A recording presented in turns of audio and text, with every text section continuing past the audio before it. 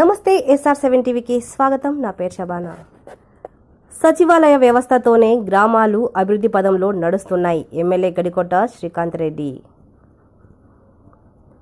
అన్నమయ్య జిల్లా రాయచోటి మున్సిపాలిటీ శనివారం రోజు చెన్నముక్కపల్లె సచివాలయాలు 1-2లో రైతు భరోసా భవనాలు, విలేజ్ హెల్త్ క్లినిక్ భవనాలను ఎమ్మెల్యే గడికోట శ్రీకాంత్ రెడ్డి స్థానిక ప్రజాప్రతినిధులతో కలిసి ప్రారంభించారు.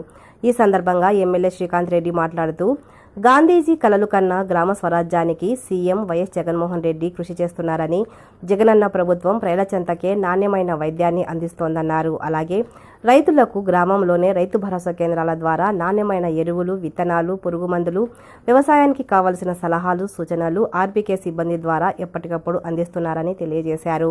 ఈ కార్యక్రమంలో స్థానిక ప్రజాప్రతినిధులు, సంబంధిత అధికారులు, ప్రజలు పాల్గొన్నారు. ఆర్వి కృష్ణారెడ్డి, అన్నమయ్య జిల్లా ఇన్ఛార్జ్.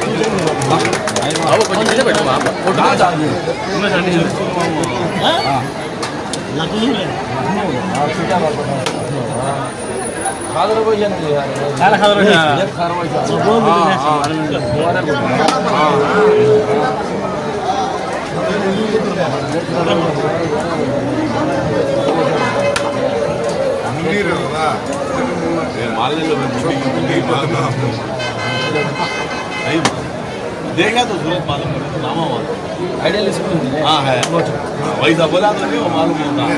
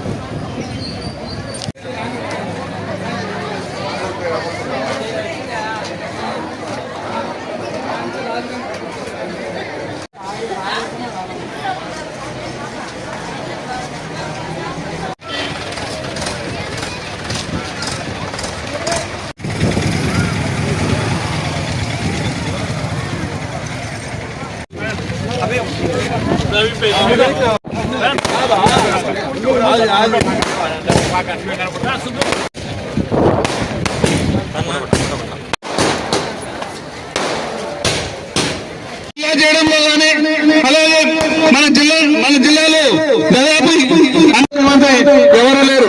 దయచేసి మన ముఖ్యమంత్రి దృష్టిలో పెట్టుకుని మన శ్రీకాంత్ అన్న నిరంతరం కృషించి మన గ్రామానికి ఎన్నో నిధులు వచ్చాయి అడగచ్చు మీరు.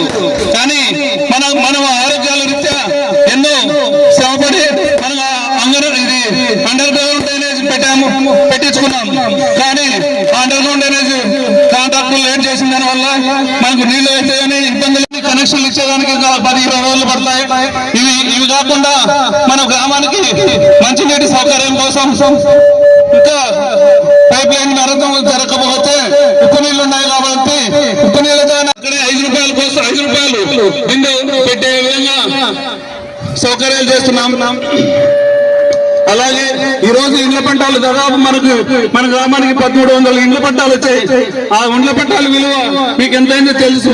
కానీ కొన్ని సౌకర్యాలు లేని వల్ల ఇబ్బందులు పడడం వాస్తవిక వసతులు కూడా కల్పించాం.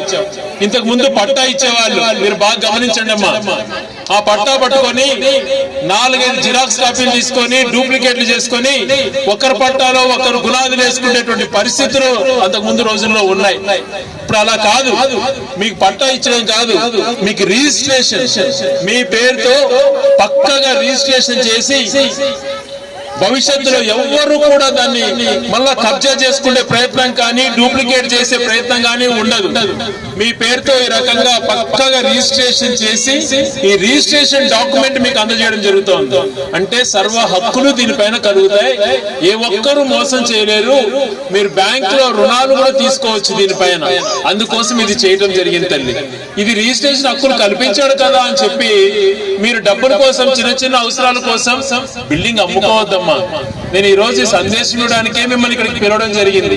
మనుషులు మనం చిన్న చిన్న కష్టాలు వస్తాయి, అధిగమించుదాం. చిన్న కష్టాలకు ధర గురించి ఎవరు అమ్ముకోవద్దమ్మా. జిల్లా కేంద్రం అయిన తర్వాత రాయచోట్లో పేదవాడు ఇల్లు కట్టుకోవాలంటే చాలా కష్టాలు పడే పరిస్థితి వస్తుంది. సరం స్థలం కొనాలంటే ఎంతో కష్టంగా వస్తుంది.